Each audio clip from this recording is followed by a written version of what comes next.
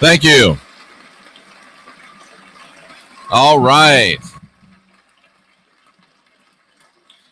It's late night in the heartland, everybody, and I hope you're ready for some unindoctrination, because ready or not, here it comes, wall to wall and treetop tall. Last night we talked about the Sasquatch people with Bill Lee. Tonight we're talking with John Lash, continuing the conversations that never happened. But tonight we're really going to get into some deep stuff, not like we haven't every other night.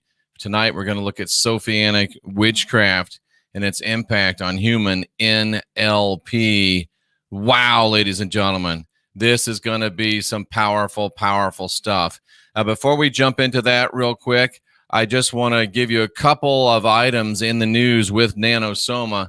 And remember, folks, the nanosoma is really literally sweeping the world, if you will, at least our world. It doesn't heal anything in and of itself, but this remarkable product, you put it in your body, and we're getting reports from across the board, from hangnails to skin cancer. It goes into your body and allows your body to optimize itself and heal everything, reset all of your cell, what are they called? Cell receptors, lengthen your telomeres. It's a brilliant product. Now, Tesla, Tesla, what's his name? Elon Musk, he announced that Tesla's no longer going to accept Bitcoin for payment. Tesla will no longer accept Bitcoin for payment, which is interesting in that he just purchased, $1 billion worth of Bitcoin or something of that magnitude only a few weeks ago. And now they are no longer going to take Bitcoin as payment. Makes me wonder, my tech ace, my IT ace has shown me receipts where upwards of 71% of Bitcoin are controlled by the CCP. I'm just putting out the news, folks. You decide what you want to do with it. And, of course, the ongoing situation in Israel. Israel is massing troops along their border. They're involved in firefights with Hamas. My instincts tell me that while that's happening, look for something that they're trying to hide and sneak through. That doesn't smell right to me. That's just my instinct. That's just my impression. Yeah, there's a lot of rockets, red glare, bombs bursting in air. But look, the magician's going, look over here, look over here. You might want to look over there and just see what's actually going on. And we'll wind this little in the news with nanosoma with Biden. Joe Biden has signed an executive order about cybersecurity. Does that make anybody feel safer? No. Makes my pucker factor go way up, to be frank with you, because this is what I do. This is what I am. And whenever the government, we're here from the government, we're here to help. Especially if it is Biden-Harris government trying to help, I'd like to say thanks, but no thanks. So keep your eyes on that.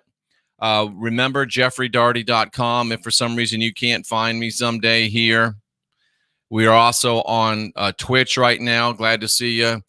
D-Live, back and running. Good to see you. Trovo, good to see you. Twitter, good to see you. So we're trying to expand our reach. And, of course, Monday night, we'll be going on terrestrial radio in Utah and Georgia, but we're not going to talk about that right now. What we are going to talk about is our guest, John Lash.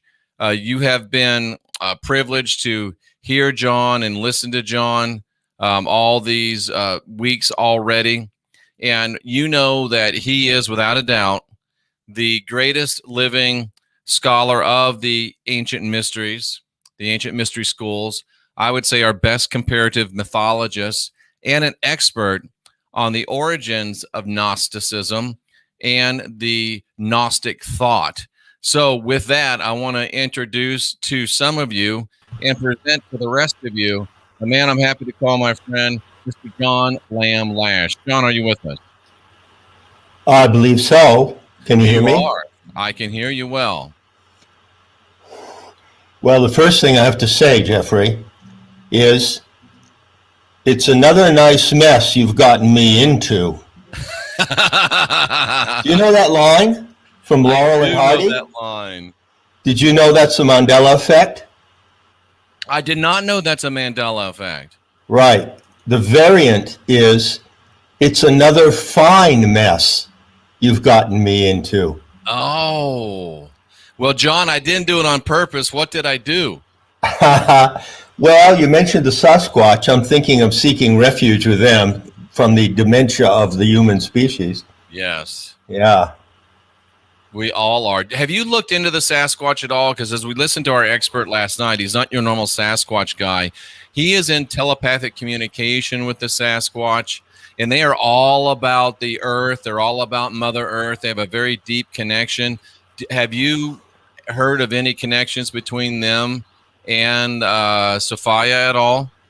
No, I haven't, but I'm aware of the more trustworthy and sane research on the Sasquatch, Bigfoot, which goes in that direction and appears to indicate a remnant of what is called an atavistic species, perhaps, a Neanderthal type.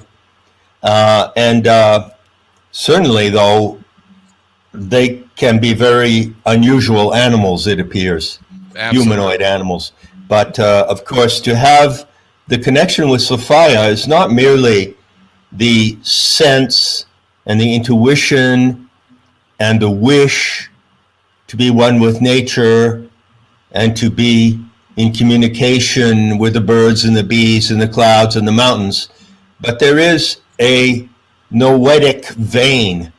That's what Gnosticism brings uniquely. The Gnostic method brings a noetic circuit. You develop a noetic circuit to communicate with the planetary entelechy or the planetary logos, which of course is another Mandela effect. Absolutely. John, just to mention real quickly, I'm getting a lot of people saying, is John going to talk about Sophia's correction, what it is, what we can do, what's our part? So I'll just leave that out there for you. And I had I thought it was a profound thought. I think I had just woken up, which it often happens to me, or I was in the lake where I often get profound thoughts. And I just realized that you are, without a doubt, and I'm just going to say, you're the only person that really totally, completely comprehends and understands and is qualified to teach on the origins of Gnostic thought and the origins of the mystery schools as it relates to that, at least that's still alive today. And really, John, I'm probably the most qualified guy to be able to talk about the origins of what Christianity truly was and what Christianity has truly become. So I begin to think, my friend, that this is not an accident that we are speaking together about these conversations that never happened. And it very likely may well be a divine appointment. And with that, I'll turn the show over to you and what you have planned for us tonight. We are waiting with bated breath. Well, I would add to what you just said that our meeting is certainly two men standing at a crossroad of destiny. That is the crossroad of our species. That is the crossroad of humanity itself. So you and I have the good fortune to meet at that crossroad, and we can look at the various directions in which humanity might go from here.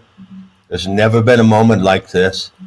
There's never been anything worse than this COVID psyop, and there's never been a greater opportunity to turn things around and find a way back to what we truly are as a species.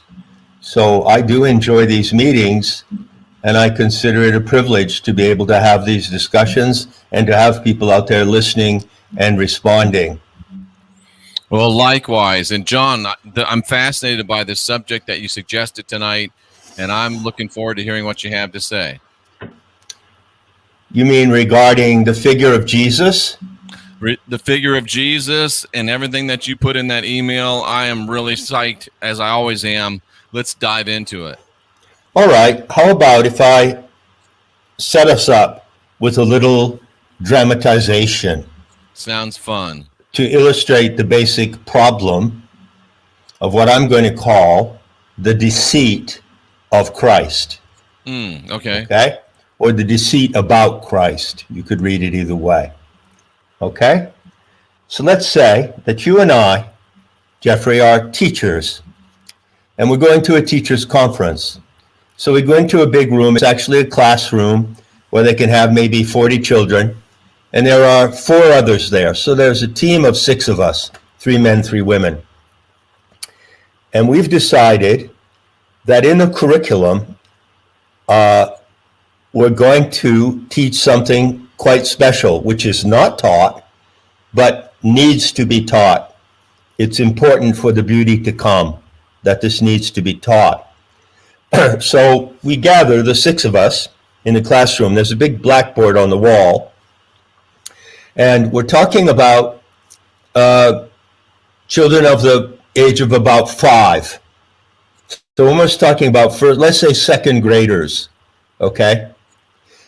And we've decided as a team running the school that in the 2nd grade, we're going to introduce to those children what it means to be human. And we're going to talk to them about humanity and the human species. So our goal, we're all united in the same goal, and that is we want to somehow find a way to speak to these young minds, young, fresh, fertile minds, to do it in the correct way, and to initiate them, in a sense, into the knowledge of belonging to the human species. Okay, that's our objective. We with me on that?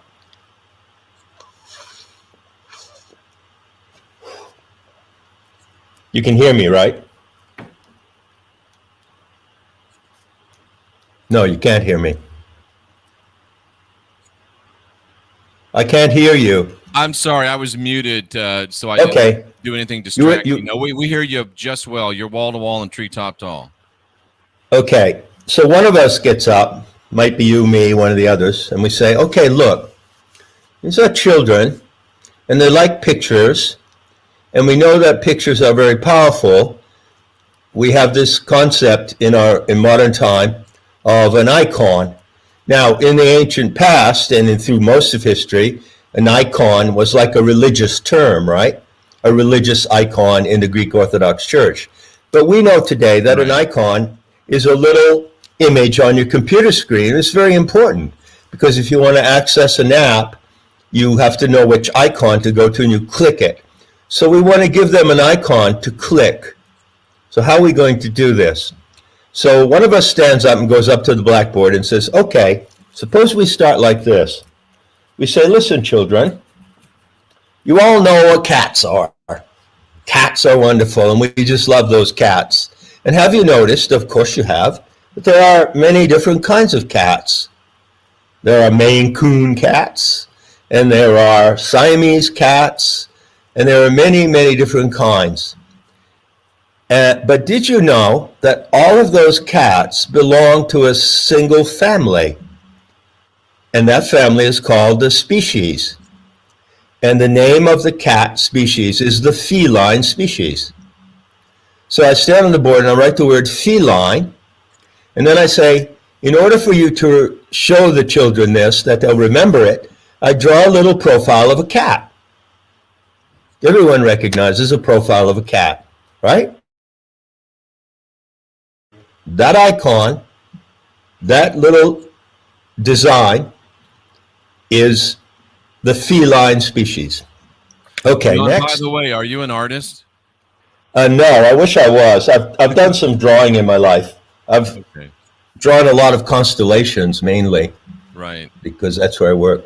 So then we say, okay, next, dogs. Oh yeah, how we all love dogs. And you know, of course, children, that there are many, many kinds of dogs. There are Chihuahuas, there are big German Shepherds, there are poodles, there are spaniels. But again, did you know that all these dogs belong to one great family? And that is called the dog species, and it's the canine family. So I write canine on the blackboard, and I draw a silhouette, little icon of a dog. Everyone recognizes it's a dog, right? Right. So I'll continue. Do the same thing with horses. Oh yeah, we love horses, different kinds, palominos, ponies. Well, did you know, children, that all horses belong to the great family of equines?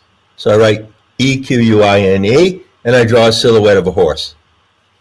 Now I stop, and or whoever it is who's in front of the blackboard, and looks at the other members and says, okay, now we go to the human species. How are we going to do that?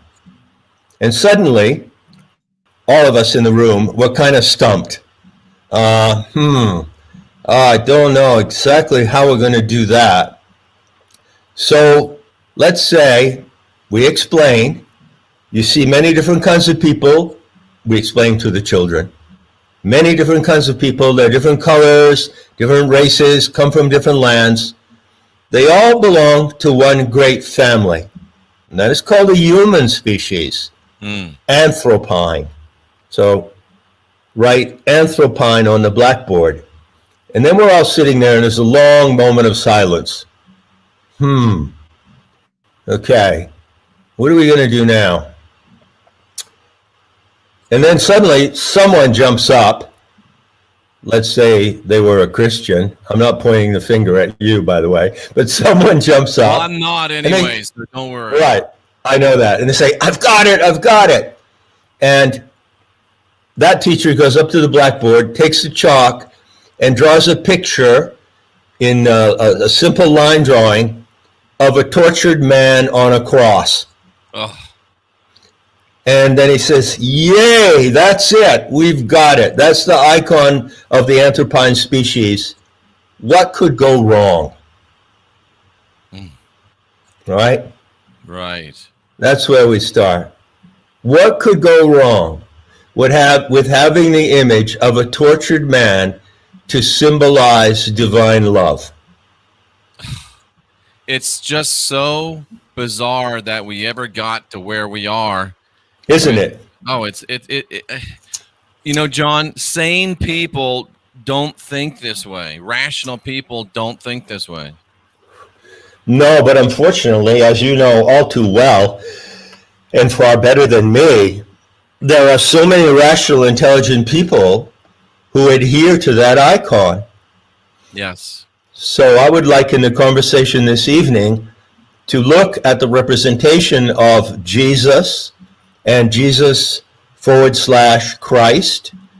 and just peel it back layer by layer and see what is really going on with that person or with that entity, to try to, once again, deprogram and unindoctrinate from whatever might be associated with it that is not healthy and not sane. Sounds good. Okay. So we'll do this as a Q&A because honestly, and I'm not faking it here, I'm going to ask you some questions, and I really don't know the answer to these questions. First question is, and we're going to be generalizing a bit, but that can be useful if you do it well, okay? In general, would you say that Christians attach importance to the historical existence of Jesus? In general, I think if you ask most of them, they would say yes, but as a practical matter, most Christians have very little or no understandings of the historical Jesus, and very little to no motivation to have any of that on their own, because it's not pushed by the clergy. In fact, it is greatly discouraged by the clergy. Yeah, I figured it was something like that. You know, any intelligent person who has the determination could take, I would say, maybe a year and go and look at those books, and there are a number of, there's probably 3 at the top, which have seriously investigated whether or not Jesus lived as an historical person, meaning, is there any verifiable evidence? And there have been excellent books written on that, going back to the middle of the 19th century. Indeed. Right? Indeed. So it's there if a self-declared Christian wants to investigate it. But I'm running on the assumption that for most Christians, it's simply an item of faith. They choose to believe that he actually lived as an historical person during the time period indicated, correct? Correct. And it goes a step beyond that, John. Anytime that someone steps out of that faith, we believe it because it's said in the Bible, and when you actually start to look for empirical, objective evidence, that is thrown in your face as a lack of faith and an indicator that you are out of touch with Jesus.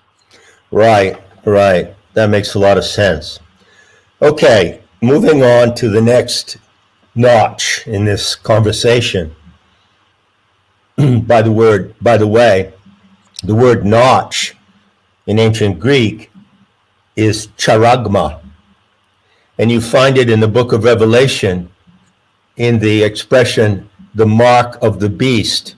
I remember your talk on that very well. Right. It's actually the charagma of the beast, the notch. So we're going to proceed from one notch to another. Okay? Okay. Second notch is, well, given that we accept on faith that he, evidently a man, not a transsexual, really lived, to what race did he belong? Are you asking me that as a question? Yeah, sure. To what race did he belong? Well, we're told that he belonged, I guess, if we go back to the classroom, the human race, we're told specifically he came from the Yehudans. Right, that he was Hebrew, right. A Yehudi of Yehudi. Right. Okay. Right. Yehudi is singular, I think, and Yehudim is plural. Now, John, in general, for that race, do you prefer the term Yehudi or what's the term you use that starts with the XE? Xenosh. Xenosh. Which no, one? Xenosh, Xenosh is a term I use specifically when we're in the Gnostic framework of discussion, of discourse, okay? Gotcha. Well, as a matter of fact, getting back to the scene in the classroom, Yehudi is not a race. It is a breed, just as we were saying, well, there are many cats of the feline species, you know. So what is the race of the Yehudi?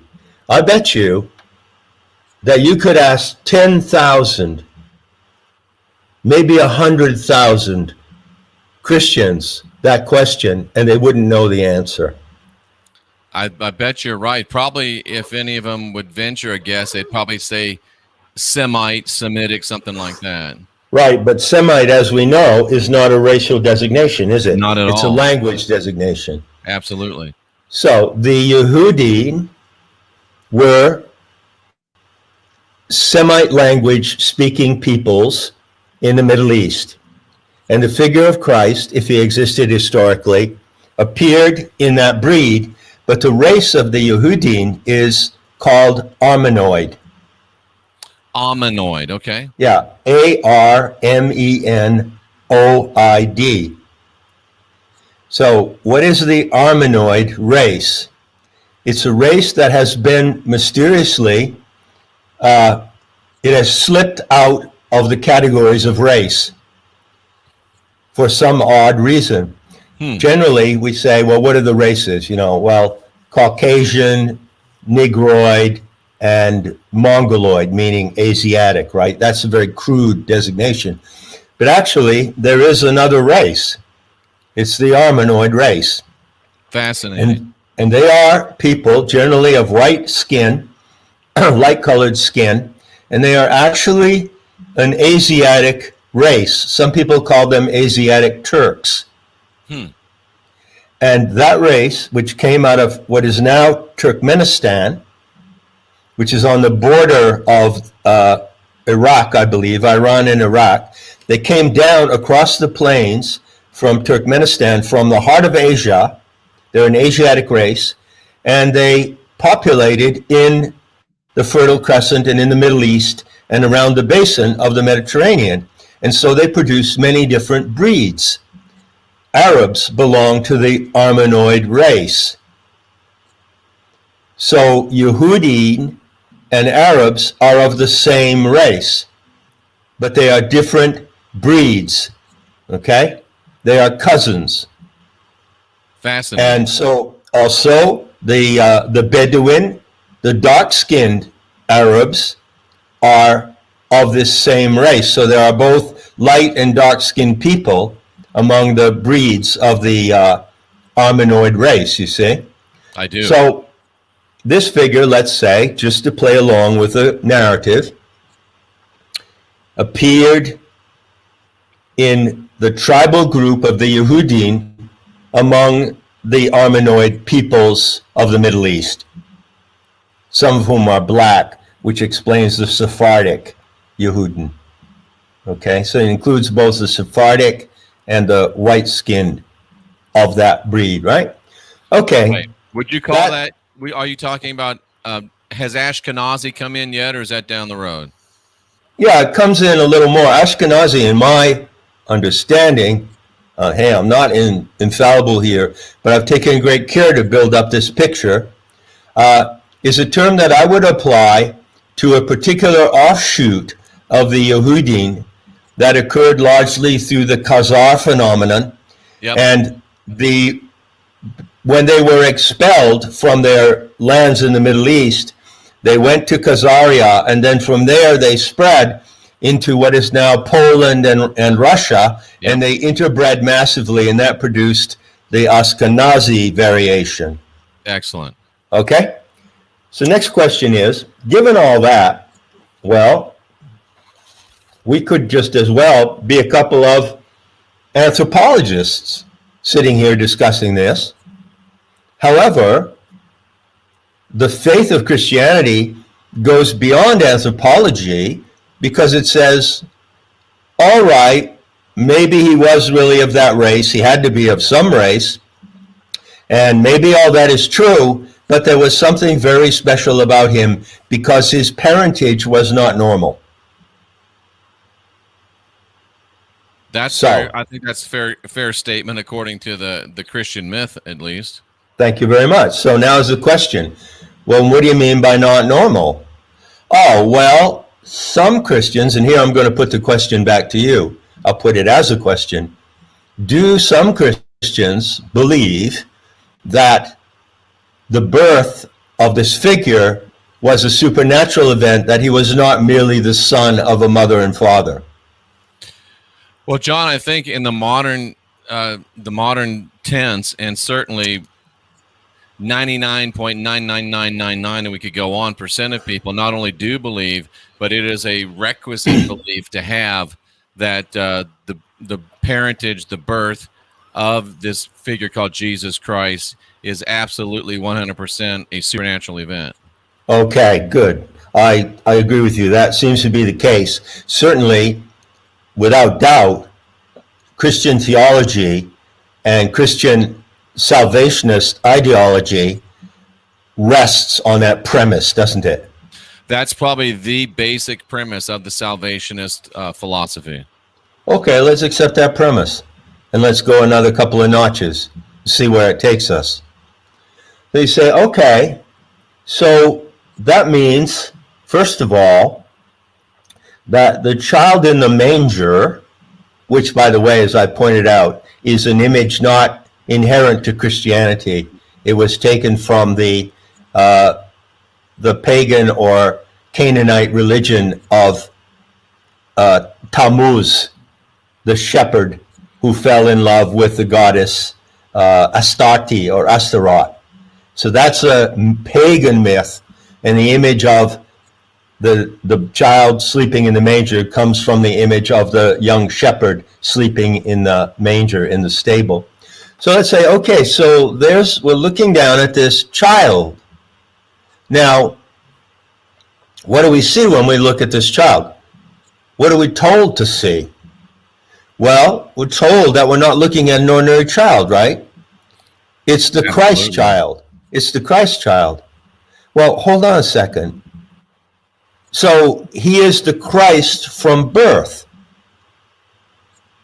right? The Christ child. But wait a minute. Hold on a second. That's not consistent with their own narrative. Because according to the narrative of the New Testament, the various four confusing and contradictory narratives, I'm sure you would agree. Yes. Yeah. Sewn together by the Flavians and Josephus and all those usual suspects. Well, it says that he became the Christ, which means the anointed one. So how did he become the Christ? Well, that happened with the baptism by John the Baptist in the Jordan. So at that moment, Christian legend celebrates the descent of the Holy Spirit in the form of a dove upon this man who had then reached his 30th year. And technically speaking, that was the christening, right? Because Christ means the one who is christened. So was the babe in the manger christened? No. I don't see how that fits together. Nevertheless, Christians are taught to see a Christ child, right?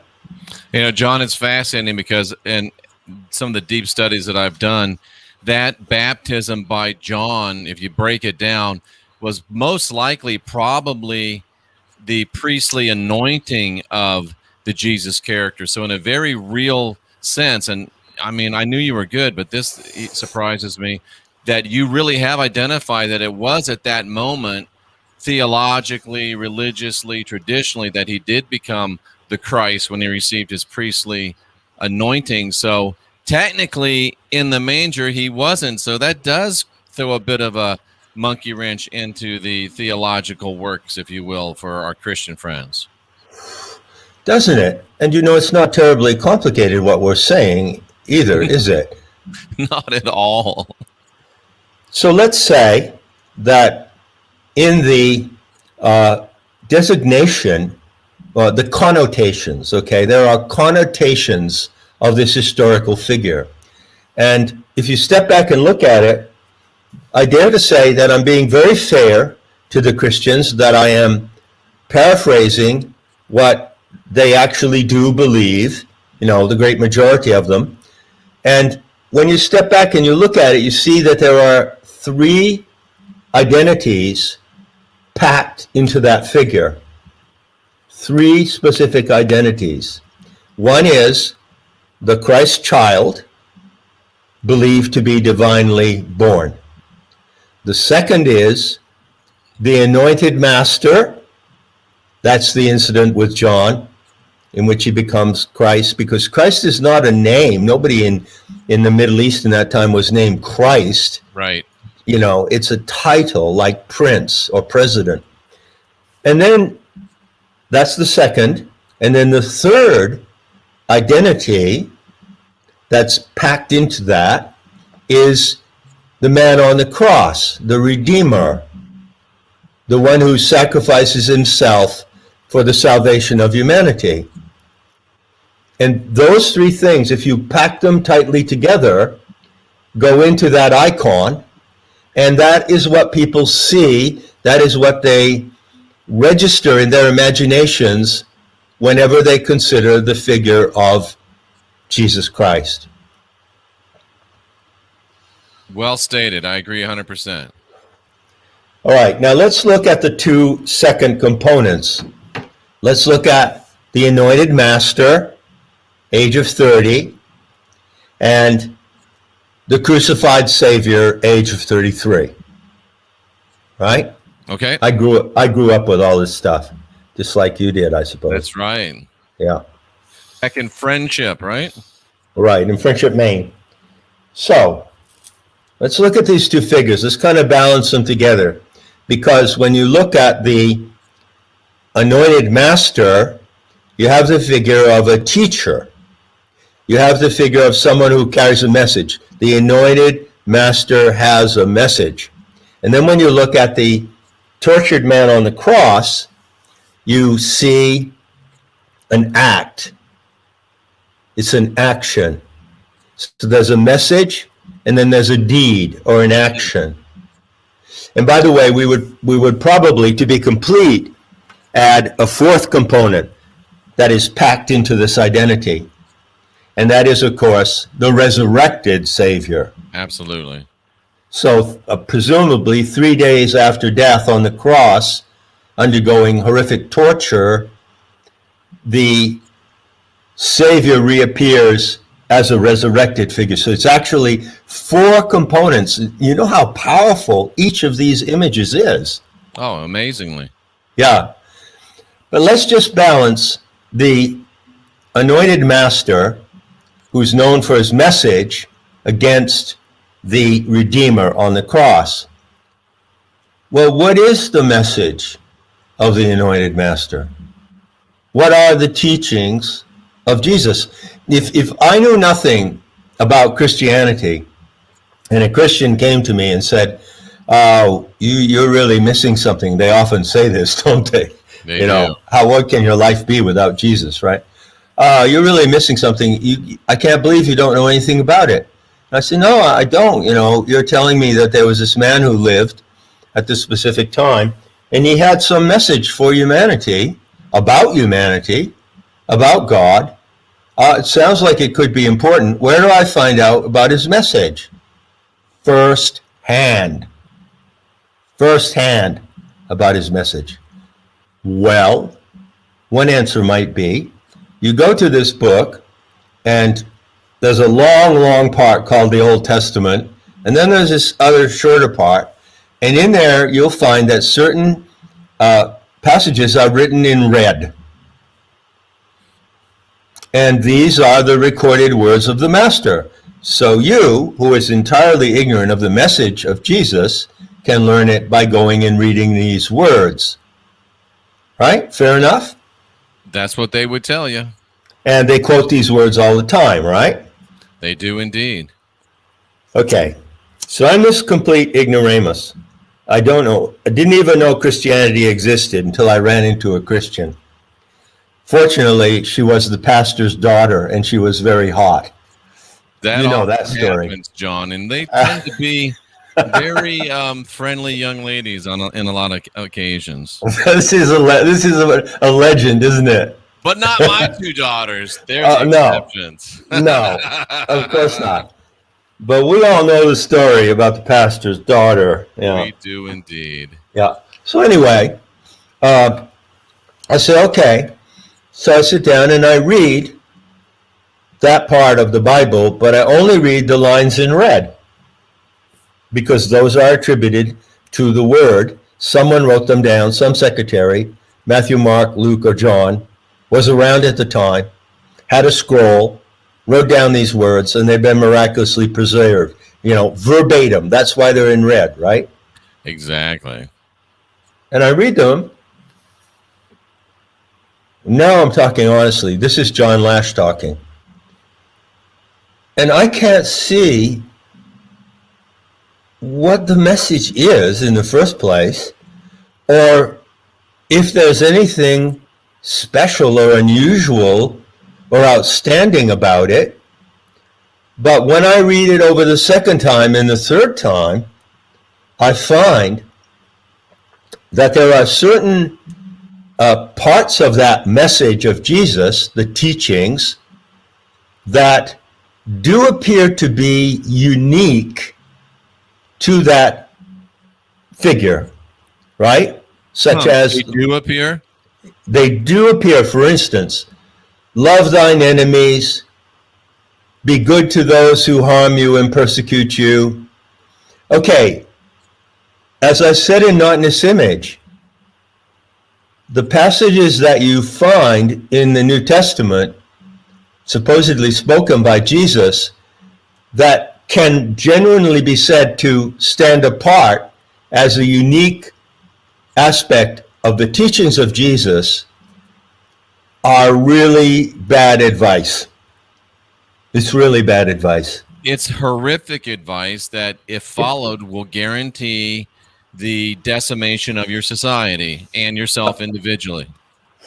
Yeah, and as I suggested, in Not in His Image, being as civil and polite as I could be, well, if I happened to live in a society where there were perpetrators who intended to do me harm, hurt me, cheat me, deceive me, and steal from me, they couldn't have written a better code of conduct for me than that. It's almost as if people that wanted to do those things to us wrote that, John. Almost as if, really. So that's where I come away, because I'm not a Christian, and I honestly, to this day, I don't know how they can embrace those so-called teachings as something that's going to guide and better their lives. How is that possible? When has it ever worked out to love your enemies? Give me one personal example where it has worked out. Well, it works out for the one receiving the love, but not for the one doing it. Yeah, it really does. And John, so, think of this, just another example. If someone asks you to carry their pack a mile, carry it for 2 miles. And that's a direct reference, as Joe Atwell so well brought out in Caesar's Messiah, that the Roman soldiers could come up to anybody because they were under Roman military rule, and they could say, here, carry my pack. It's like a 60 to 80 pound pack. And here's this guy saying, don't just carry it 1 mile, carry it 2 miles. It's nuts. Yeah, well, there you see. It's quite a while ago that I read that book, but if I remember correctly, there you see the brilliance of those who authored that narrative. Absolutely. Because they authored that narrative at the time when they saw that there was a great danger of a slave revolt in the Roman Empire, because slaves were embracing this new religious ideology. And they thought, well, what are we going to do? Well, let's put these words in the mouth of the master whom these slaves adore that will disarm them and will make them inclined not to oppose us, namely us, the authorities, the Romans. And it was as simple as that. It's like controlled opposition. John, it is, you just hit something very, very powerful. It really is a religion for slaves and a religion to make slaves. Right. And it is, there was a man called Klassen, forget his first name. He wrote a book called The White Man's Bible. Excuse me for using the white word.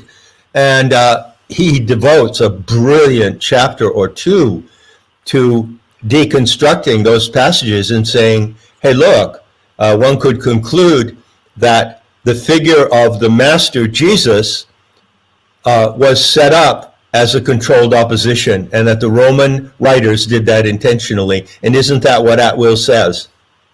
It is, and I finally figured that out after about 22 years. But I may be slow, John, but every now and then I do come to some fairly profound realizations. Yeah, well, the slower you go, the deeper you hole. Oh, that's true. That's true. Yeah, that's true. So you and I as well. You know, I was in a Christocentric mindset for a long time, even though I rejected Christianity in my teens, brutally, defiantly. I still adhered to this this complex icon. I saw somehow in the Christ figure some kind of image of ideal humanity or something of that sort. And then, of course, when I ran into the Steiner crowd, the anthroposophists, and I was involved with them for a long time, well, they are totally Christocentric, you see.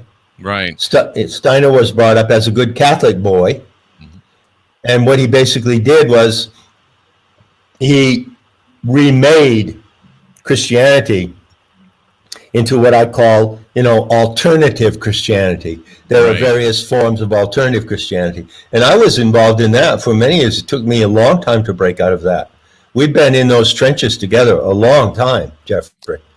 And the legacy version of Not in His Image will reflect some of that, but the new one coming out in August will probably be pretty much cleansed of that, I would guess. Well, yeah. The legacy, I'm completely open and transparent about mistakes I learned and how I got through them and how I cleared out that malware. Yep. Myself. I'm no exception. I'm not here sitting on a throne and saying, hey, all you folks, clear out your malware. I show you how I had to clear out my malware as well. Absolutely. And it's true that in the 15th anniversary version, I doubled down ferociously on this issue, on the question, what does the human imagination actually see when it looks at this figure of Jesus or Jesus Christ? What does it actually see? And if you see in that the ideal and mirror of your own humanity, then you're in very, very deep trouble. That's Indeed. A very, very deep problem. It is. And they go even further, John, because they tell you, they command you, really, Paul did, to have the same mind that was in Christ Jesus, to present yourself as a living sacrifice. In effect, you're dead, and you're allowing him and his Father to animate your body. It's the most bizarre thing. I just can't believe that it's been 2,000 years and it's still as strong as it is. But that's another story. We'll stay with your narrative. I apologize. No, it's part of the story that goes very much to current events. You know, I have made the incendiary statement as a Gnostic heretic, and I know exactly what I'm saying. I know how dramatic it is and incendiary when I say that Christianity is a religion based on child sacrifice. But it gets even better, because an observation that is coming from intelligent people today goes like this. Well, if you look at the transhumanists, and you know that they are behind the COVID psyop, and that they are pushing this prick, they're pushing the injection. They are. And you look at their whole mindset and you really analyze it, you realize, well, they're a death cult. They're currently, as I speak, in the process of committing a mass act of genocide on the world with these injections. Okay? But you could also argue that Christianity is a death cult as well. Absolutely. It has the same characteristics. That parallelism.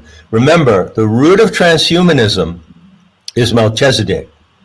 Absolutely. And what a profound realization that was that you brought to us a couple of weeks ago. Right. Without father or mother, no generation.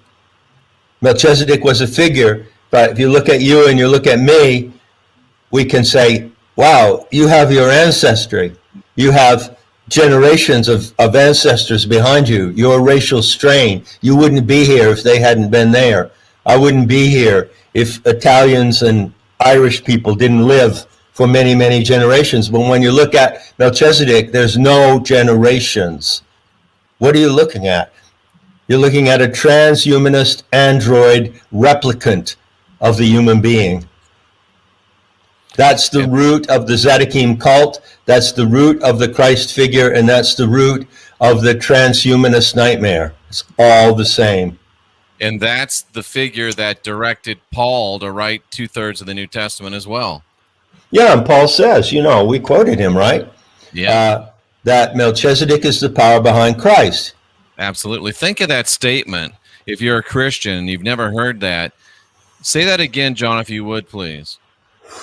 Paul says himself, I can never remember if it's in Romans or not. I think so. It's in Hebrews, actually, I think. In Hebrews, you're right. That Melchizedek is the power behind Christ. Well, what does he mean by that? Well, he means that Christ is a title, meaning the anointed. And in order for someone to be anointed, there must be an anointer. And the anointer is the absolute authority. Because without an anointer, there cannot be an anointed. So what Paul says is true. It is correct, you see. Yes. And I think that line is lost. I never heard that line when I was in Bible school and Sunday school. That line is like one of the most powerful lines in the New Testament. And you won't hear it. You won't? You won't. I never heard it preached in 25 years in Christianity. I never heard one person preach about Melchizedek. Well, Melchizedek is a big figure in the Dead Sea Scrolls. And Melchizedek is today, to this day, recognized by the top dogs in that religion, the Talmudic rabbinical scholars, as the guardian angel of Israel, of the country. Amazing. Amazing. And in the, very interesting, this is a little something that comes up, and I want to really clarify it, because it's one of those things that can send people spinning off in the wrong direction. Dead Sea Scrolls have a designation for Melchizedek. They say that when the end times come and the great judgment is inflicted upon humanity by the Almighty, that Melchizedek will appear as a warrior angel, and they call that the Nasi. Oh, yeah. Nasi. Now, that's an Aramaic or Hebrew word. Please, I implore you, do not associate or slur that word with the N word. There is no association. It's spurious. Don't do that. All right. Excellent. Thank you for that. So, we're looking at the teachings of Jesus, which are so important. And I'm assuming, catch me if these assumptions are unfair to Christians, that they find somehow in these teachings, in the Beatitudes, which is again is another glorification of slavery, Yep. and the meek shall inherit the earth. Yeah. Oh, and the meek shall inherit the earth. It's probably the single greatest compilation of the whole slave religion in one setting. And it is indeed. And also, I'll give you this translation. Jesus said, and the meek shall inherit the earth. And Klaus Schwab, Satan Klaus, as people call him, the head of the transhumanist Great Reset program, says, you will own nothing and you will be happy. It's the same message. It's exactly the same message, John. How profound is that? I've probably done 10 shows trying to show how Christianity and communism are the same thing, and you just did it in one statement, and it's so succinctly and so powerfully. Thank you for that. Yeah, not only that, but there was a very influential man. His name was Rabbi Stephen Wise, W-I-S-E. The name stolen from the name of the wisdom goddess, by the way. Ooh. Because her name is wisdom. She is wise, right? Absolutely. So Rabbi Stephen Wise was a political activist and influencer of tremendous power. He had direct access to presidents, all of the power players, and there used to be a clip, I haven't been able to find it lately, of a rally that was given at Madison Square Garden in New York. Excuse me. And it was given at a time when there was considerable resistance in the United States to the U.S. going into World War II. Mm-hmm.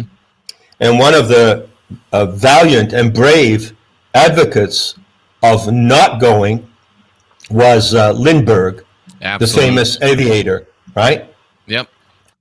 So it was a critical moment, and there was a huge rally organized at Madison Square Garden,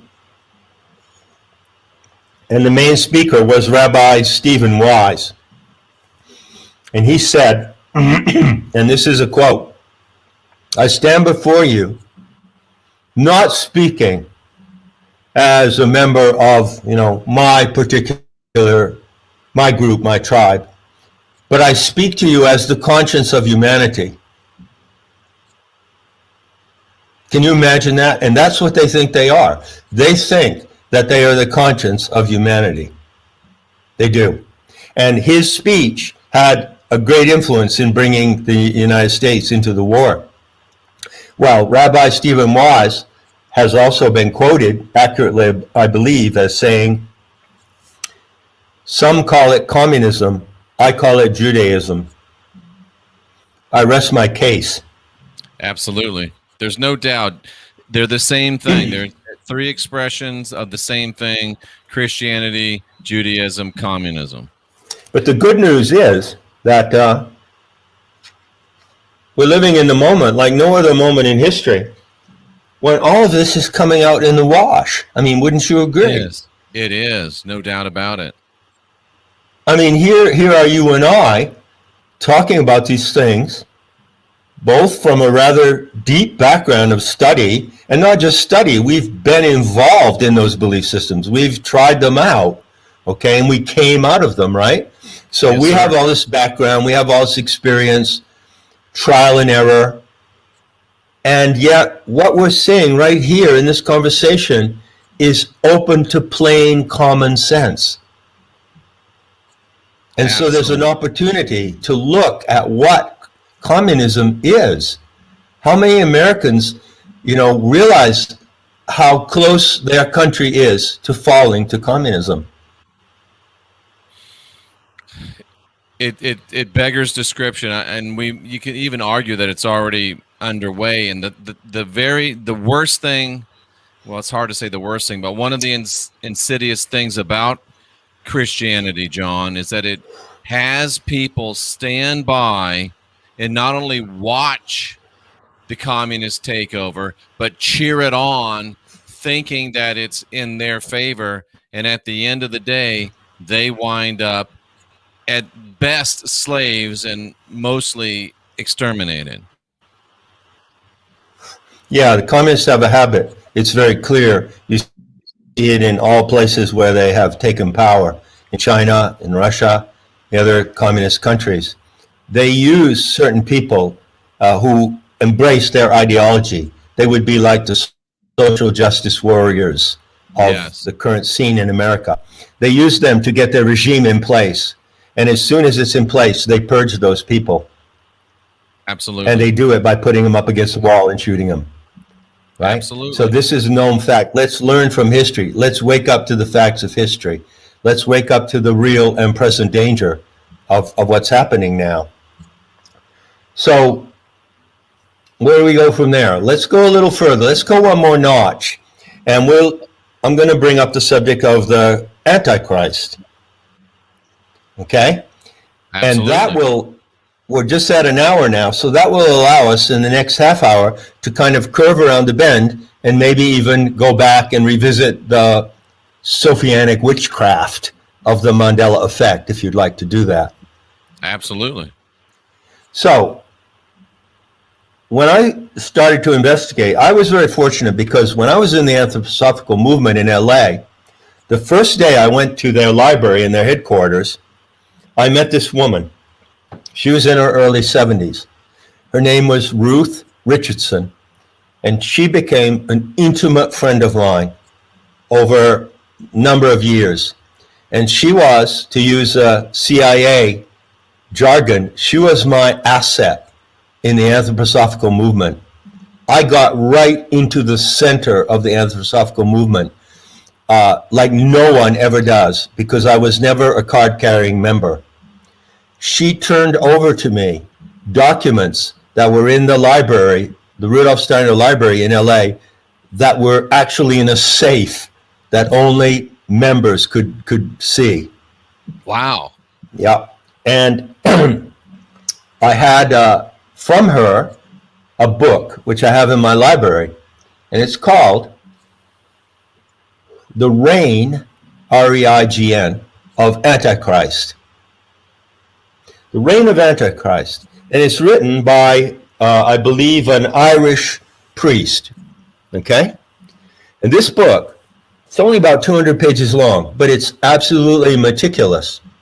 And what it does, I was blown away by this book. This book is a tool of unindoctrination for me.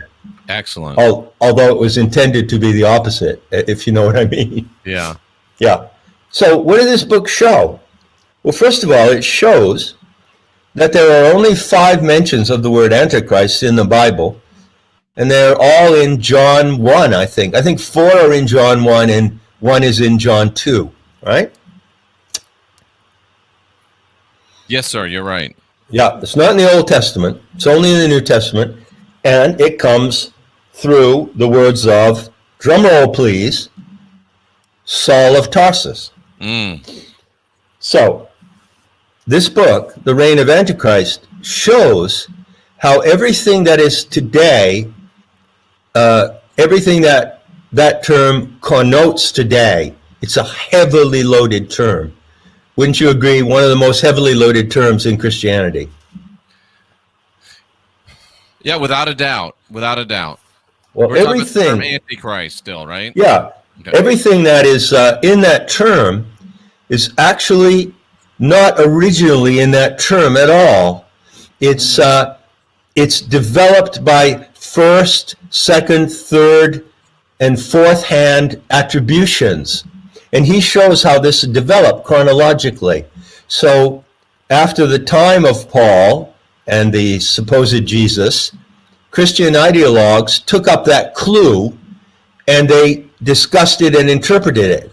And then another ideologue later took up the interpretation of that former ideologue and interpreted it more. And then a third ideologue and theologian came along and took up the interpretations of the previous two. And so what you get today is a series, a chain of attributions to that word that were never present originally in the word.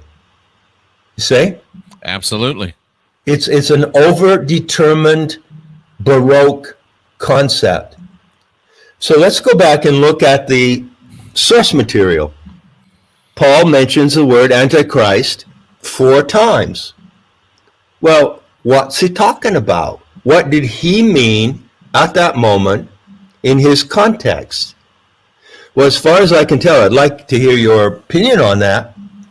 All he meant was that anybody who doesn't like what I'm saying about Christ, period.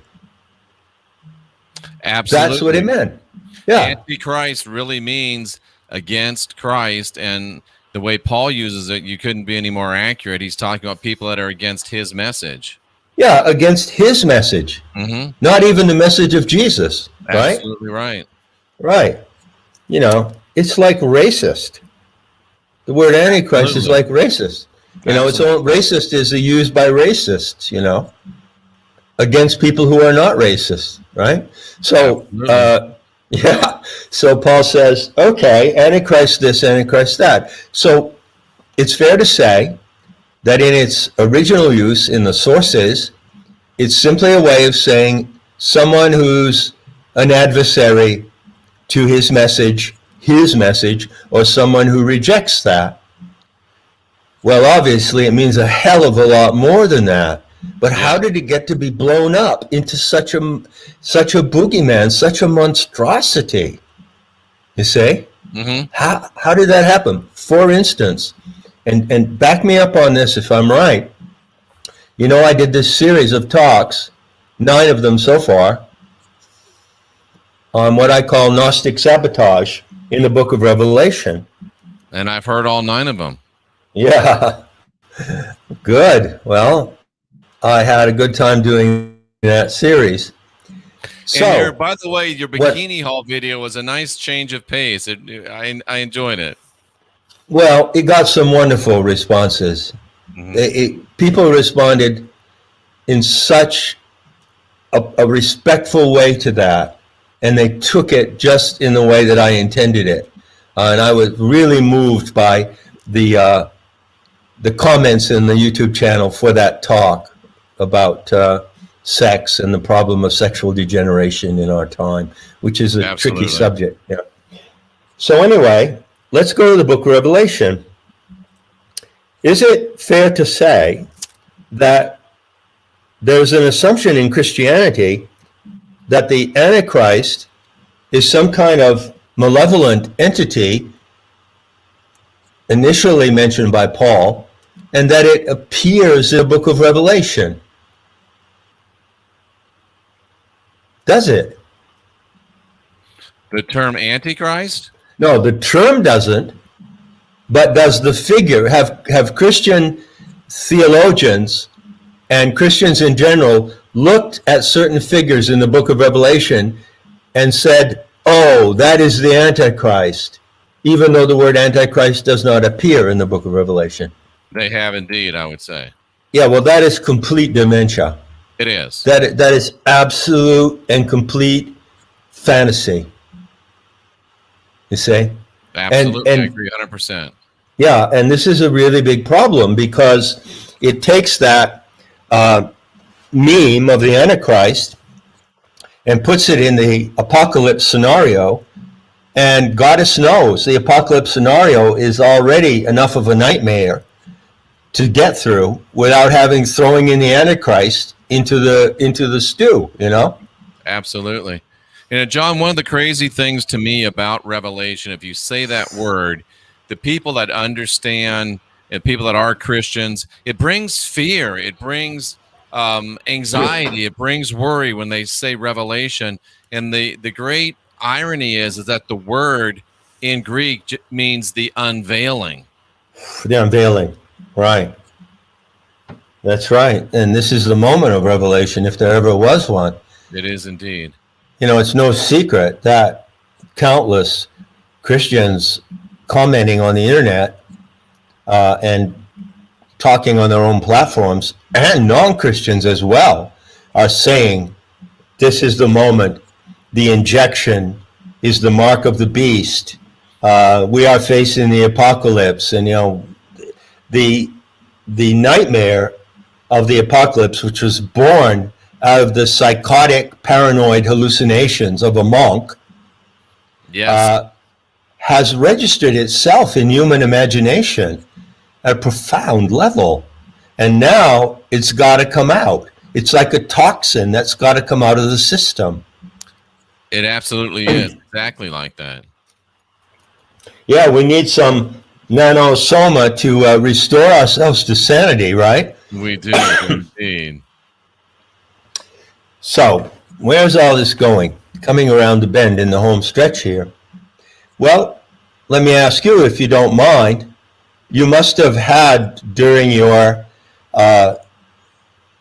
long experiment and experience in Christianity, you must have also had a certain notion of the Antichrist as a powerful supernatural or satanic agent. Is that so?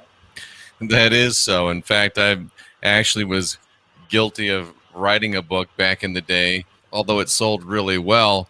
It falsely identified someone as the Antichrist. So I'm sure it doesn't surprise you, John. I think you mentioned that JD stands for juvenile delinquent, and I've always been rather delinquent. And if I don't do anything halfway, I go all in. And I wrote a book about the Antichrist, identifying someone as them, and it wasn't right. So yeah, I fell in.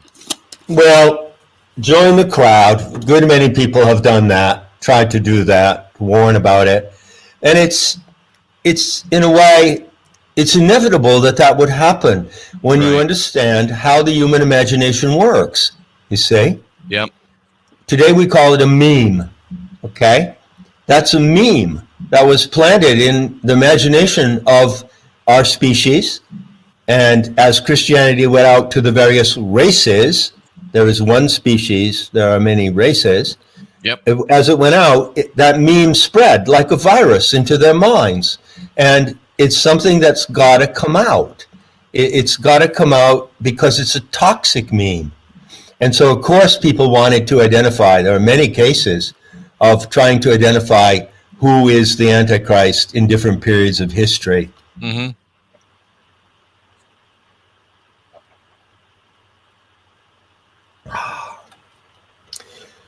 So, I think we're doing pretty well. Just had a big drink of water. It sounded like you needed it. I often thought of when we were later in my years in Christianity, when, how at a birthday party you'll do the, pin the tail on the donkey. I often thought of pin the tail on the Antichrist because, anybody that it becomes a world figure invariably is going to be labeled the Antichrist by many people. Well, let's take one last shot at that. let's try again, respectfully, to represent accurately what many Christians today believe when they look at world events and they see the Antichrist in some figure, like what? I don't know, Klaus Schwab, whoever, I don't know, Elon Musk, You know, Obama has been a popular one, even Trump. Even Trump, right. What are they doing? Where is that taking them? To me, it's as if they're like thrashing around, trying to identify the root of this evil that is now in our faces. Remember that Gnostic saying from one of the Nag Hammadi texts: who does not know the root of evil is no stranger to it. Right? Right. So the challenge, the Gnostic challenge, is to see the actual root of evil in the world today. But that challenge and the Gnostic message contains an answer to that. But unfortunately, I would say that many Christians suffer confusion and cognitive dissonance because they are trying to see the root of evil. They give it the name of the Antichrist, but they don't get to the truth. You know why it is, John? I learned this today in my sauna, that one of the big problems is it doesn't matter how many clues you see if you don't know what the crime is. I was going to quote my line. Now you're quoting my line. I love that line. I used it in the Mandela Effect talks. All the clues in the world don't count if you don't know what crime has been committed. That is the problem. Yeah. Yeah, that's what it comes down to. We are living in a time when the transhumanist movement, the transhumanist cabal, which is financial, pharmaceutical, military, media-driven, massive cabal, is perpetrating a crime against humanity. You know, this crime is not over. It's a crime that's being committed. It's as if you one day were upstairs in your bedroom and you looked out at your neighbor's house and you knew they were gone for the weekend. You saw someone pulled up a van and they broke in the back door and they're chucking all the stuff in the neighbor's house into the van. You're witnessing a crime in progress. You're not witnessing a crime. You're not on the crime scene and the crime's over. This is the crime scene. We're on the crime scene right now. And the good news is that the crime is in progress and it can be stopped while it's in progress. But that takes responsibility, insight, sobriety, and it's going to require some of those good people who attach themselves to being Christians to just drop the baggage, because that baggage will not help them overcome this evil that we're facing. And why, if you're it's hard enough to overcome evil, but it makes it impossible if you're carrying unnecessary baggage. I think so.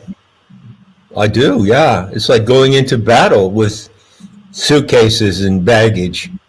And no one would do it, but yet here we are doing it. That's right.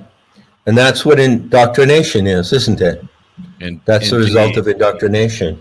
Indeed.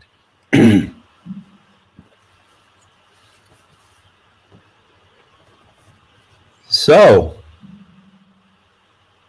you want to talk a little about Sophianic witchcraft? I would love to talk about Sophianic witchcraft. Well, I'll start out in this way. Can I ask you one question, John, before that? Well, let me to me, there's magic and there's witchcraft. And I was at a time foolishly initiated into a ceremonial, magical mystery school, I guess you would be. So I'm not speaking out of school. Magic is where you use somebody else's sigils, somebody else's incantations, somebody else's spells, the names and powers of other people.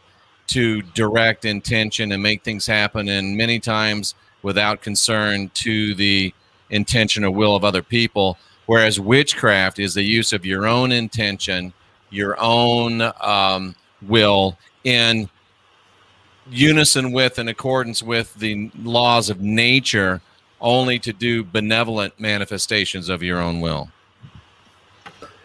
That's an interesting distinction. You know, there's a formula of witchcraft. I don't know how ancient it is. I don't think it's that old. I've tried to trace it back.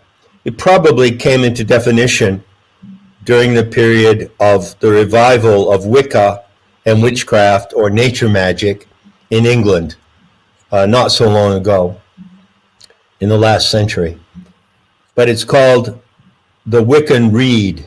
Yes. R-E-D-E, meaning the creed. Right. And it says, "Do what thou wilt, and it harm none." Right. Okay? And it harm none.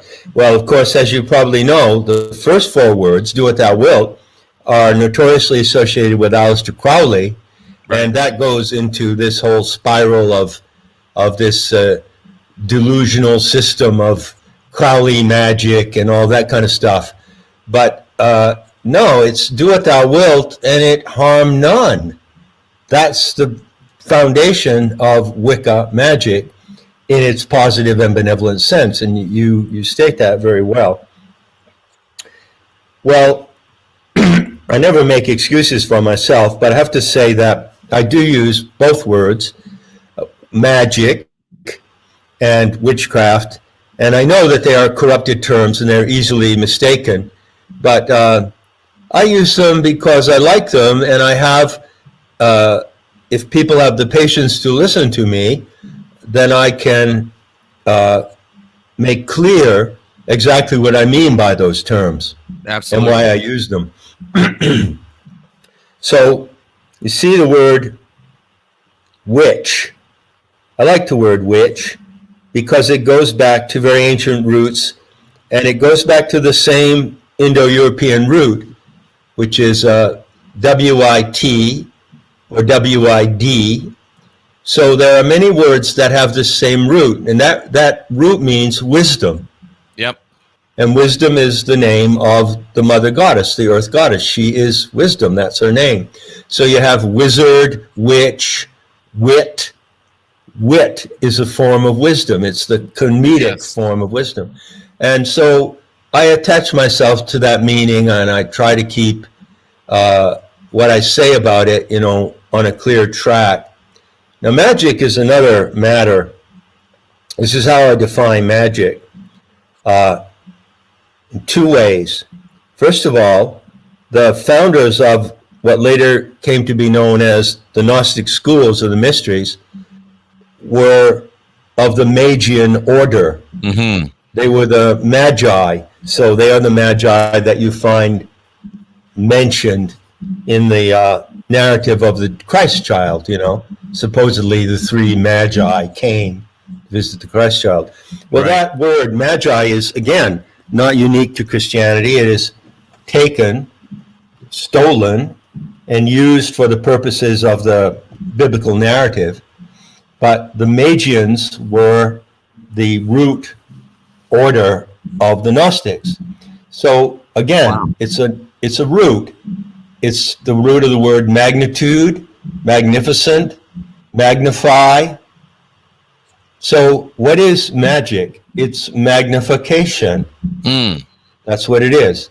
So everyone knows that they have their own will and their own intention. And they use their intention to live in life. They use their intention to make a meal, to take a journey, to create something, to write a book. Now, when you can use your intention and magnify your intention, you're performing magic. Absolutely. And so, how do you magnify your intention? Well, this is where the Gnostic intel gets very precise. I've been teaching since 2008, which is what I call planetary tantra. And I defined it originally as interactive magic with Gaia. So I defined it. So I love there is Gaia. Yeah, it's lovely. There is Gaia. There is the Mother Earth. She's a living animal, a planetary animal, more like an amoeba than a goat or a giraffe, an amoebic-like animal. And she is a great power and a great power source of our lives. So when you practice magic to magnify your own intention, you combine your intention with her intention. That's what causes the magnification. You can't magnify it on your own. I think that that's a false premise of many systems of magic. They claim that by doing rituals, repeating certain phrases, lighting candles, drawing sigils or whatever, that those actions alone magnify your intention. I don't subscribe to that principle at all. To me, the magnification of human intention comes in one way only. It's through the coupling of your intention with her intention. Through the coupling of your mind with her mind. That's the magnification. That's the magic. Very powerful, John. Very powerful. And I would agree that, and if you can successfully couple your intention with hers, then you're going to have some very powerful magic, aren't you? Well, there's a number of people around the world today, I can't say how many, who have chosen to experiment, because this is experimental. Nothing like this has ever been, no system of magic like this has ever exactly been proposed before, you see. A form of Gaian magic based on the Gnostic teachings. And it works, and there's a lot of proof that it works in the lives of many people. But to finally make my point really clear, I always emphasize that there is a specific technical term for this kind of magic, and it's called autogenics. Autogenics, okay? Most people have never heard the word autogenics, but it is the name given to a certain genre by the man who invented it, who was a German, who lived in the 20s and the 30s. And this German physiologist and psychologist and doctor devised this system of practice, which he called autogenics, and which is called today biofeedback. Right. Have you ever been hooked up to a biofeedback machine? I have. Right. So you know how it works, right? I do. You sit there and you get readings on a panel, right? Mm-hmm. Readings usually of your blood pressure, your respiration, your temperature, maybe your basal metabolic rate, all these readings of your physiological functions.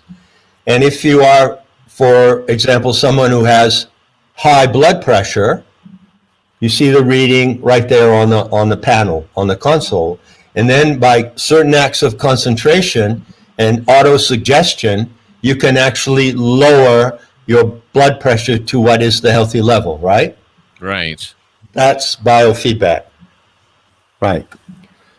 So planetary tantra is simply the method of entering into biofeedback with the living planet, with the Earth Mother.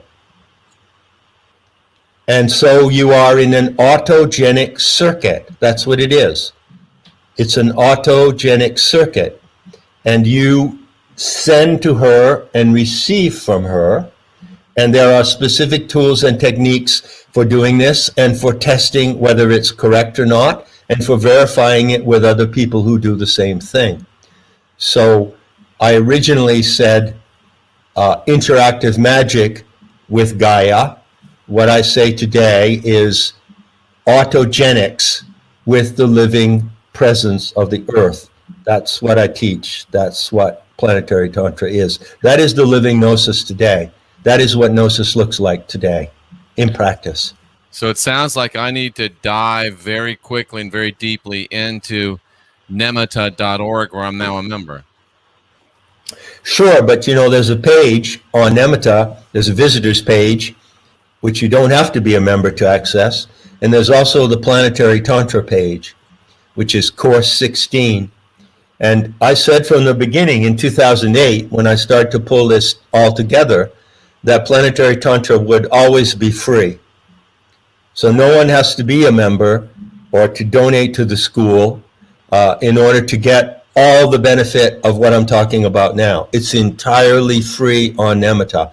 And then there are the other courses which are available to members only. I want to make that really clear. Powerful, John. And that's a great service to humanity, no doubt about it. That's a lot of fun, too. It's a tremendous adventure.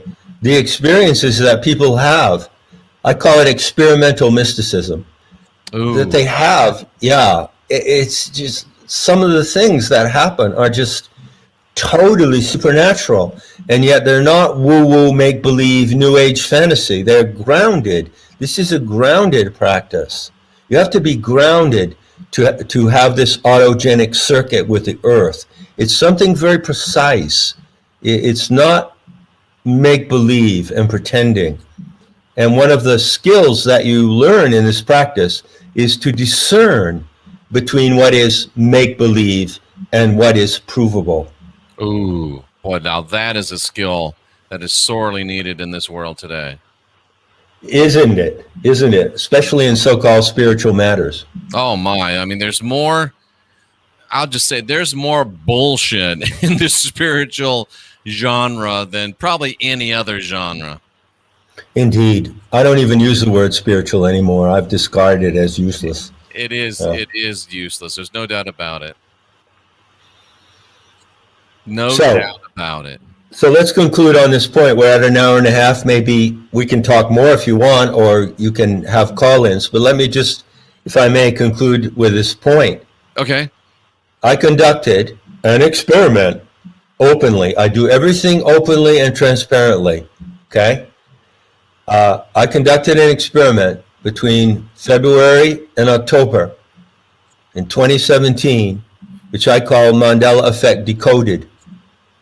Right? It consisted of about 70 talks. That's probably almost 100 hours, and 200 or 220 pages of illustrations and text to back it all up. I considered, like I've said in our other talk, something like 85 specific instances of the Mandela Effect, and I decoded them, and I knitted them together into messages to show that there was a message coming through this bizarre anomaly of memory, okay?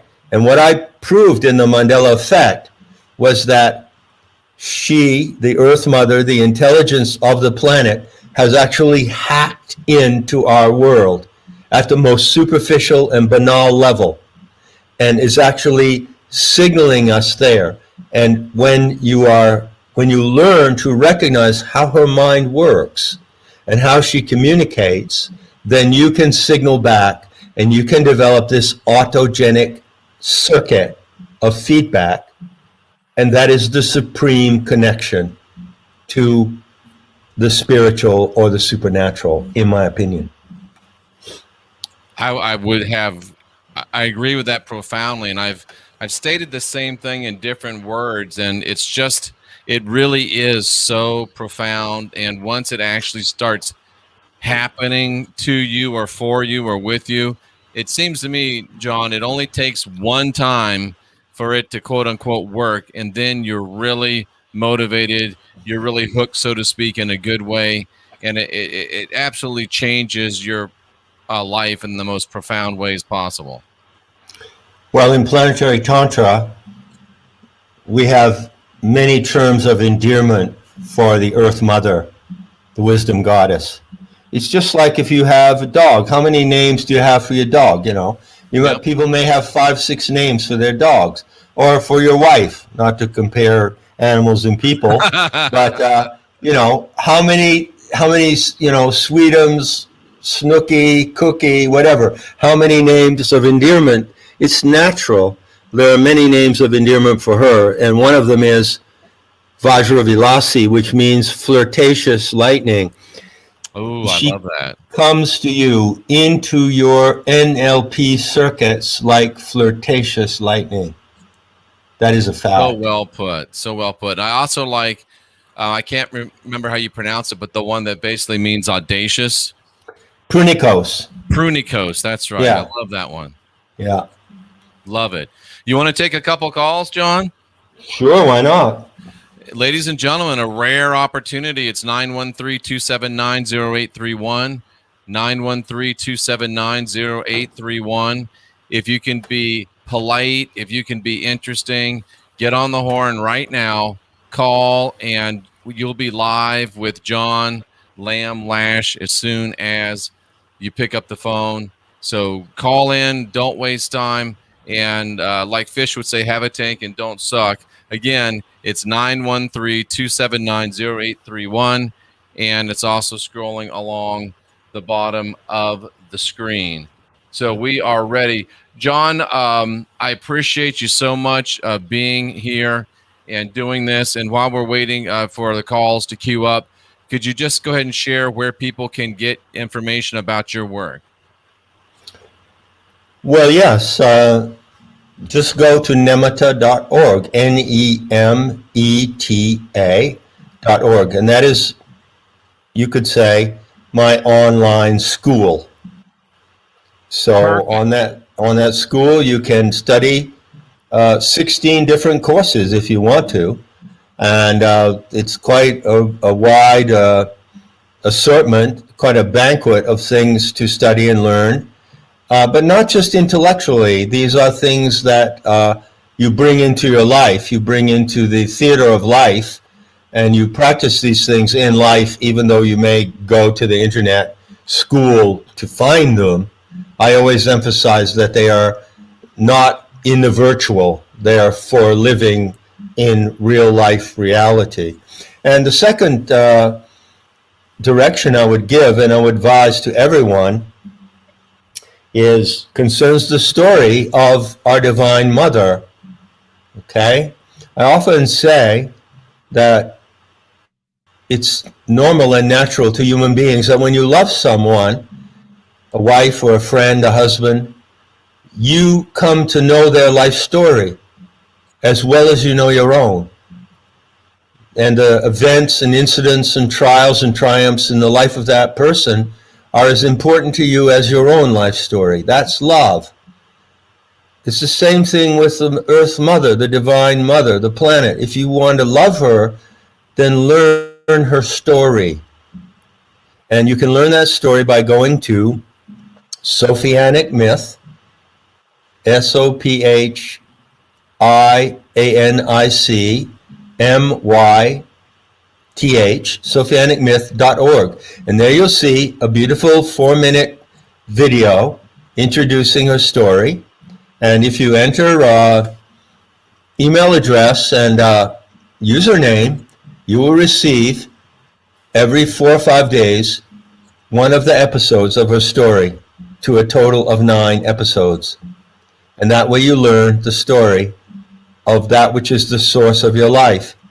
This divine presence that is here in front of you now, it's not in some other world. It's not intangible.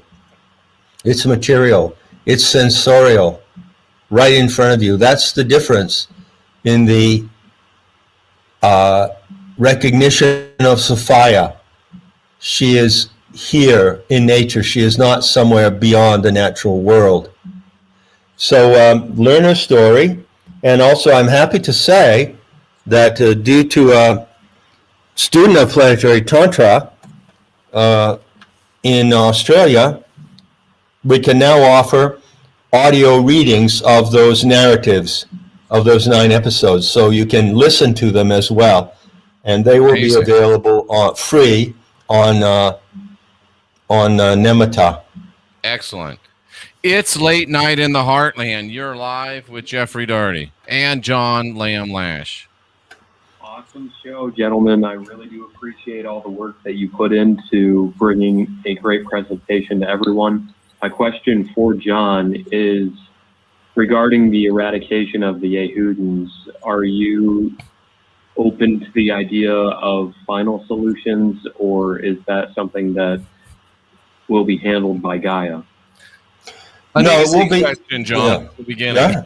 Yeah, great start. Take it from the top, my friend, as I try to do. Great question. It is incorporated in her correction, but at the same time, her correction cannot be achieved without a measure of human participation.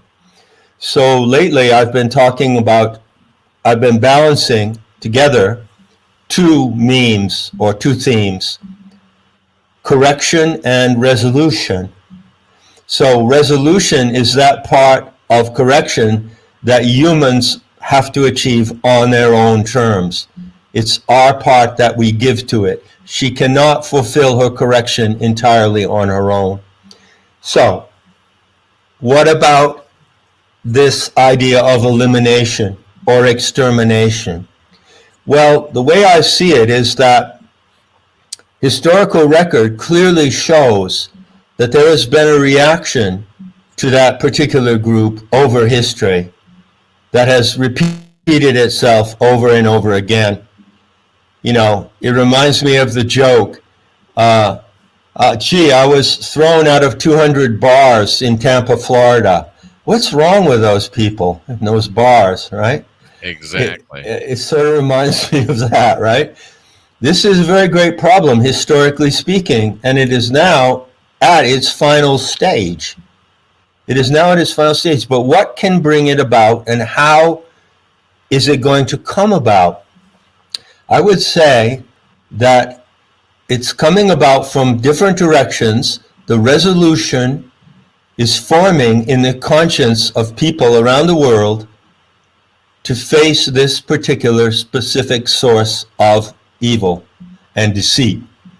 And what the opportunity of today is going to bring about that resolution, because it's one thing to say, oh, there's a group of people over there and maybe it would be a good idea to exterminate them. But it's another thing to realize that you are the people who are targeted for extermination. Mm. And once that realization starts to filter through this vaccination program, through the adverse effects of these vaccines, once the big picture starts to come into view, and people realize in all races, in all countries, hey, we're the ones who are targeted for extermination, then the tide will change. Then the ground will be established for handling that very, very, very great problem. Wow, very well stated, John. I appreciate that. It's Late Night in the Heartland. You're live with Jeffrey Daugherty and John Lash. John and Jeff, this is John in Tulsa. I just wanted to call in because I'm really enjoying the show and hearing what John and you have to say. I am have always been very close to nature and to animals, especially. I'm the kind of guy that will just, if I see a turtle in the middle of the road, I'll pull a car over and move him where you don't get run over. I do that all the time. And I feel this connection with the creatures and the animals and the creation. And it's just something spiritual with me. I mean, I can't explain it, but it's just there. And I think that's where it's at. It's really, and I see the Dalai Lama and some of those people that they believe that they'll move earthworms and things to keep from killing them, you know. And I can tell you one experience I had that was very traumatic and spiritual. A possum got hung up in my garage door when it went up and got the cord, the wire on that thing, and cut him in half, and he was dragging himself off. And I was so traumatized by it. I had to take a hammer and hit him in the head, and it was the hardest thing I ever did, but I just had to put him out of the misery. And, you know, I just couldn't see this thing crawling off into the woods and cut in half and just suffering like that, dying. So I don't know what you think about all that, but that's just where I'm at. Thank you, John. Appreciate Thank you very much. It's extremely relevant what you say. There is a huge component in the Gnostic practice today about human empathy for animals. You may know, if you've heard me speak before, that I talk about us as animals. I say human animal. I don't say human being. To me, animal is not an insult, oh, they were acting like animals. That concept has to be corrected. We are an animal species among other many millions of animal species. And respect and affection for those other animal species is a part of why we're here. And there is, I can't go into it now because it would be quite an elaboration, but I've brought forward in the 15th anniversary edition of the book, I brought forward strongly what the Gnostic message is about our connection to animals and how it is essential to our humanity.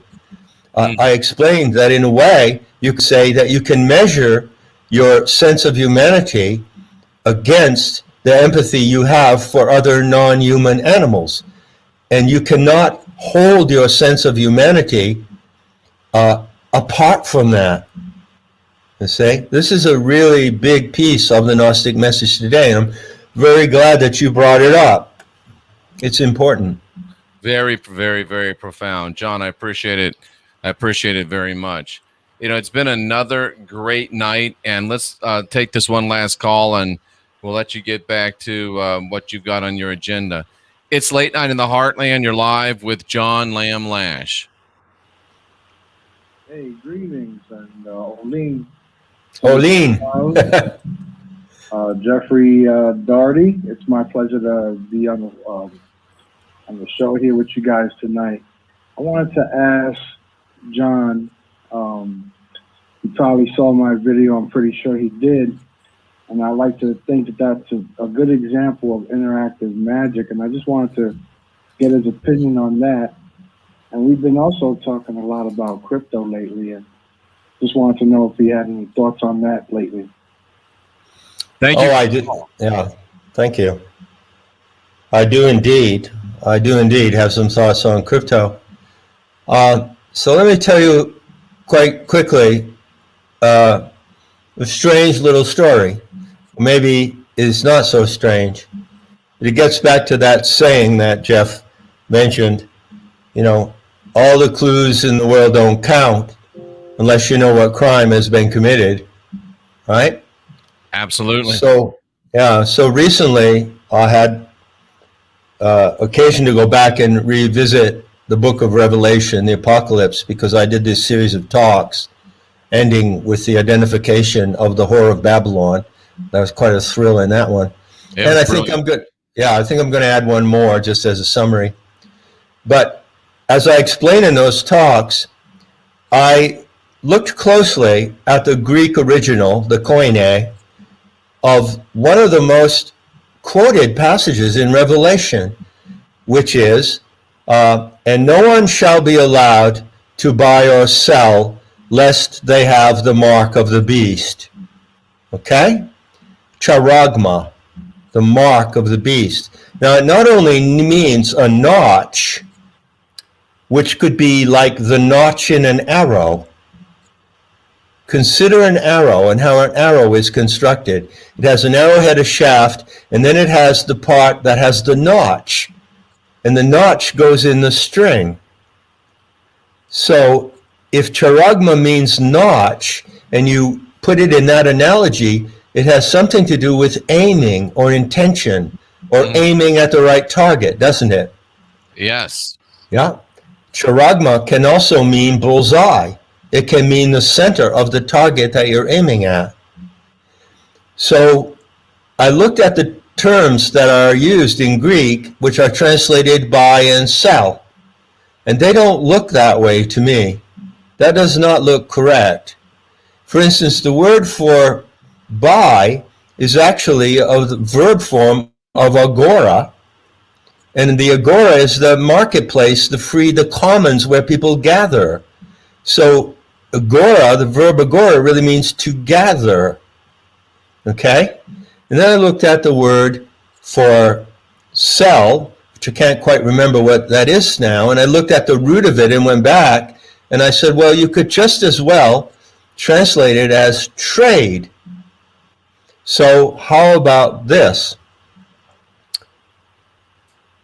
None shall be allowed to gather and trade unless they share the aim of the beast. That's how I would translate it. And of course, the beast is Sophia herself, the planetary animal mother. Yep. So it's an interesting coincidence, getting back to the gentleman who brings up crypto, that I began to really give my close attention to crypto exactly at the time that I was putting out in public this translation of this verse. And I thought, that kind of refers to crypto. Because you see, as long as you're in the fiat currency system, which is run by you know who, right, and which is a mass planetary financial scam of racketeering and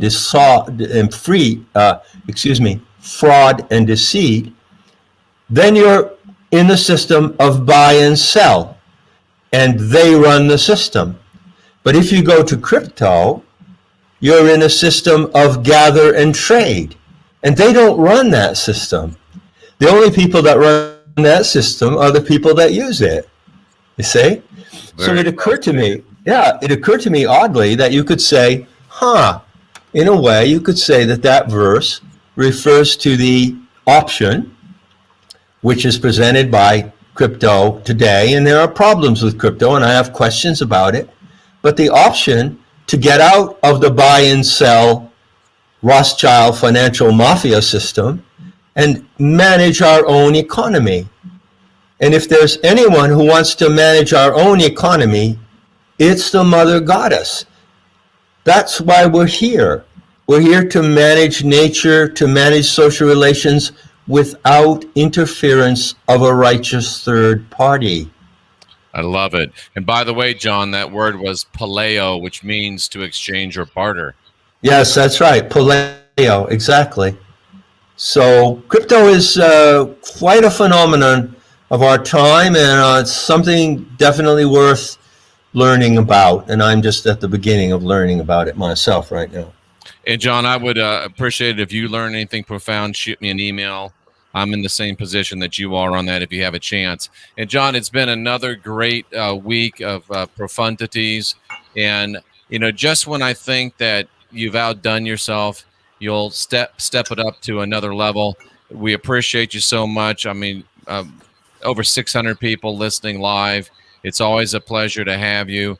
And we're going to be looking forward to next Friday as well, John. Anything that you want to leave in the minds of this great group that perhaps if they're having a cold beverage tomorrow or sitting around the water cooler at work and they have a moment for something to come into their mind, what would you like to leave with them for that, a moment such as that? Well, this is purely personal advice coming from an old veteran of many wars. But I am an American and I love the country. I don't love the government, and I don't trust it. But the land of the free, I come from the land of the free, and my message is freedom ain't free.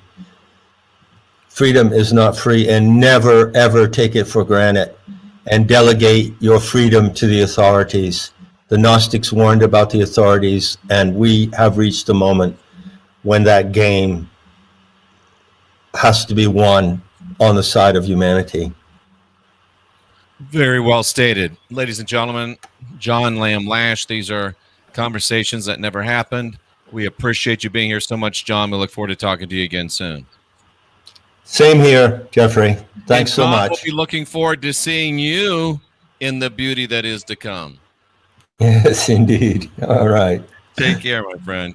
Of course, that's John's great thing that he says. And it really caught me because, you know, you're used to me saying this world's going to be better than it's ever been sooner than you can even imagine. And I'm a little long-winded, but John just says and we'll see you in the beauty that is to come. And it's the same thought, just in a much more succinct fashion from John Lamb Lash. You know, I've done a lot of work over these almost a decade that we've been on YouTube. Well, not quite a decade. I guess it's been about 7 years. But this work that we're doing here with John, JLL, if you will, is among the best that we've ever done. And I think it's some of the most important.